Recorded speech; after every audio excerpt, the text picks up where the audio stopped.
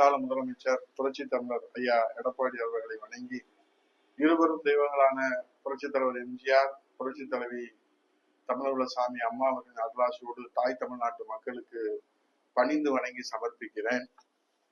தாய் தமிழ்நாட்டில் நடந்து முடிந்த சட்டமன்ற தேர்தல் முடிவுக்கு பிறகு எந்த ஒரு கட்சிக்கும் அறுதி பெரும்பான்மை இல்லாத காரணத்தினாலே தமிழகம் இதுவரை காணாத அரசியல் ஆரோக்கியமற்ற நிலைப்பாட்டை தமிழகம் கண்டு வேதனைப்பட்டுக் கொண்டிருக்கிறது.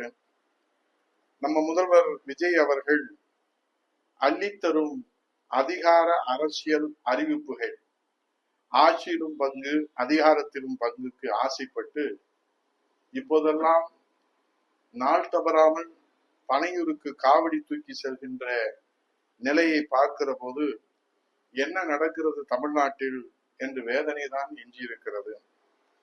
சட்டமன்ற தேர்தலுக்கு பின்பு விஜய் அவர்கள் முதல்வராக அரியணையில் அமர்வதற்கு தேவையான பெரும்பான்மை ஆதரவை பெறுவதற்காக அவர் கையாண்ட விதம் இன்றைக்கு தமிழகத்திலே அரசியல் கட்சிகள் கலகலத்து போயிருக்கிறது.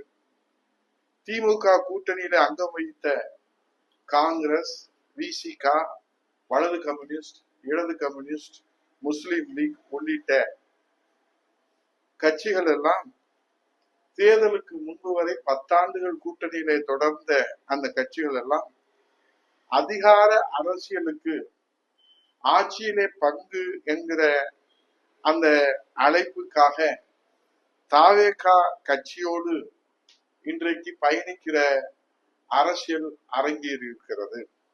10 ஆண்டுகள் திமுக கூட்டணியில இருந்த கட்சிகள் எல்லாம் தேர்தலுக்கு பிறகு தாவேக கட்சியோடு சேர்ந்த அரசியல் நாகரிகம் தமிழ்நாட்டிலே அரங்கேறிக்கிறதை பார்க்கிற போது நாம் என்ன சொல்ல, இது குதிரை பேரமா அல்லது கழுதை பேரமா, ஒட்டக பேரமா, யானை பேரமா, விசுவாச பேரமா அல்லது துரோக பேரமா என்பதெல்லாம் வார்த்தைகளாலே நாம் சொல்ல முடியாது. அதைத் தொடர்ந்து முதலமைச்சர் பதவியை தவிர அமைச்சர் பதவிகளை தாரை வார்ப்பதாக ஆசை காட்டி அண்ணா திராவிட முன்னேற்ற கழகத்தின் விசுவாச தலைவர்களை விலை பேசி அவர்கள் வீடு தேடி சென்று பொன்னாடை போற்றி பூச்சென்று கொடுத்து அரியணையிலே அமர்ந்தவுடன் அந்த விசுவாச தலைவர்களை எல்லாம் வீதியிலே விட்டு சென்ற அற்பத்தரமான அரசியலையும் அரங்கேற்றியதை இந்த தாய் தமிழ்நாடு கண்டு வேதனை அடைந்தது. இப்போது படிப்படியாக அடுத்தடுத்து அரசியல் கட்சிகளுக்கு கொடுக்கப்படுகின்ற அதிகார பகிர்வு என்கிற அந்த ஆசை வார்த்தையினாலே இன்றைக்கு என்ன நடக்கிறது தமிழ்நாட்டில்? நேற்றைய தினம் மதிமுக கட்சியில பிளவு. 2 மதிமுக எம்எல்ஏக்கள்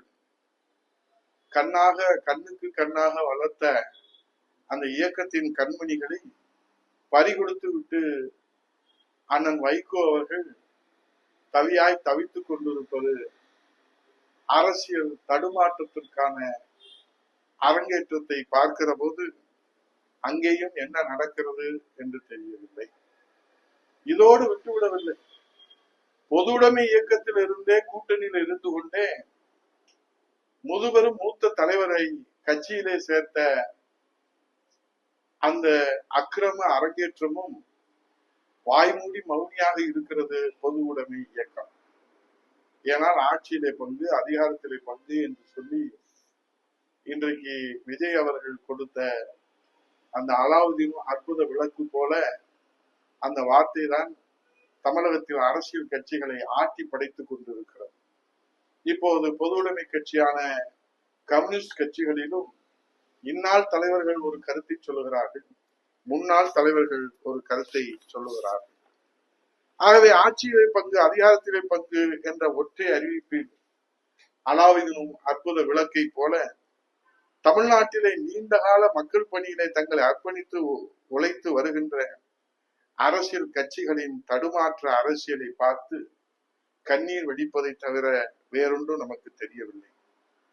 ஆகவே அநாகரிக அரசியலின் அந்த அரங்கேற்றங்களை பார்த்து ரசித்துக் கொண்டிருக்கிற மாண்புமிகு விஜய் அவர்களை இந்த அநாகர அரசியலை கைவிட்டு ஆரோக்கியமான அரசியலை முன்னெடுத்து தன்னுடைய தாவேகா கட்சியை வளர்த்தெடுப்பதற்கு முன்வருவாரா விஜய் அவர்கள்? இல்லை இல்லை, ஆள் பிடிக்கிற அதிகார அந்த அநாகரிக அரசியல் விதையை விதைத்துத்தான் தாவேகாவை வளர்ப்பேன் என்று சொன்னார். கட்சி தாவலை தொடர்வேன் என்று சொன்னார். விஜய் எப்போது திருத்துவாரோ அல்லது மக்களால் திருத்தப்படுவாரோ காலம் பதில் சொல்லட்டும். ஜனநாயகத்தின் மீது நம்பிக்கை உள்ளவர்கள் பொறுமையோடு காத்திருப்போம். அரசியல் ஆச்சரியம் மிக விரைவிலே தமிழ்நாட்டிலே நடக்கும். பொறுத்திருந்து பார்ப்போம். கான்பிடண்டா இருங்க, நல்லதே நடக்கும். நன்றி, வணக்கம்.